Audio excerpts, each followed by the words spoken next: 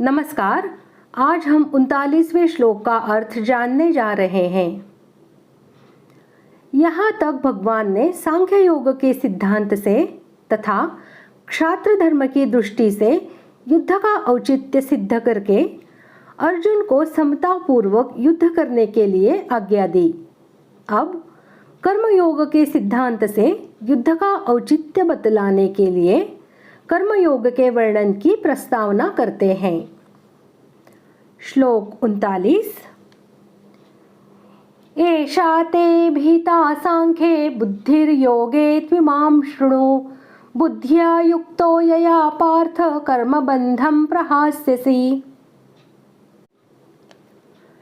श्लोक का अर्थ, हे पार्थ, यह बुद्धि तेरे लिए ज्ञान योग के विषय में कही गई और अब तू इसको कर्म योग के विषय में सुन। जिस बुद्धि से युक्त हुआ तू कर्मों के बंधन को भली भांति त्याग देगा, यानी सर्वथा नष्ट कर डालेगा। पूर्व श्लोक में भगवान ने अर्जुन को जिस समभाव से युक्त होकर युद्ध करने के लिए कहा है, उसी समता का वाचक यहाँ एषा पद के सहित बुद्धि पद है, क्योंकि एषा पद अत्यंत निकटवर्ती वस्तु का लक्ष्य कराने वाला है। अतएव इस कथन से भगवान ने यह भाव दिखलाया है कि ज्ञान योग के साधन से यह समभाव किस प्रकार प्राप्त होता है। ज्ञान योगी को आत्मा का यथार्थ स्वरूप विवेक द्वारा समझकर किस प्रकार समभाव से युक्त रहते हुए वर्णाश्रमोचित विहित कर्म करने चाहिए, ये सब बातें 11वें श्लोक से लेकर 30वें श्लोक तक बतला दी गई है। इमाम पद भी उसी पूर्व श्लोक में वर्णित समभाव रूप का वाचक है।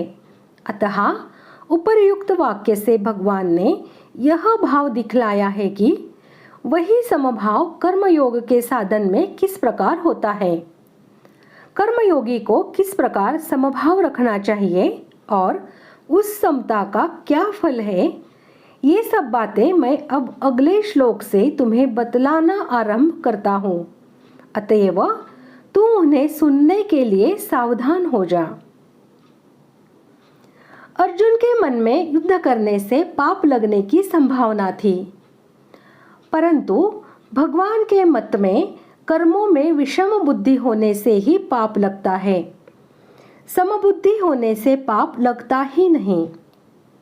जैसे संसार में पाप और पुण्य की अनेक क्रियाएं होती रहती है, पर उनसे हमें पाप पुण्य नहीं लगते, क्योंकि उनमें हमारी समबुद्धि रहती है, अर्थात उनमें हमारा कोई पक्षपात, आग्रह, राग, द्वेष नहीं रहते।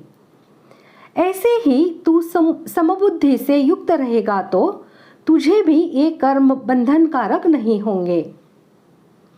इसी अध्याय के 7वें श्लोक में अर्जुन ने अपने कल्याण की बात पूछी थी, इसलिए भगवान कल्याण के मुख्य मुख्य साधनों का वर्णन करते हैं। पहले भगवान ने सांख्य योग का साधन बताकर कर्तव्य कर्म करने पर बड़ा जोर दिया कि क्षत्रिय के लिए धर्मरूप युद्ध से बढ़कर श्रेय का अन्य कोई साधन नहीं है।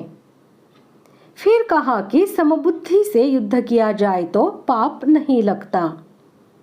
अब उसी समबुद्धि को कर्मयोग के विषय में कहते हैं। यहाँ कर्मबंधम पद का ऐसा अर्थ है कि जन्म जन्मांतर में किए हुए शुभाशुभ कर्मों के संस्कारों से यह जीव बंधा है तथा इस मनुष्य शरीर में पुनः अहंता, ममता, आसक्ति और कामना से नए नए कर्म करके और भी अधिक जकड़ा जाता है।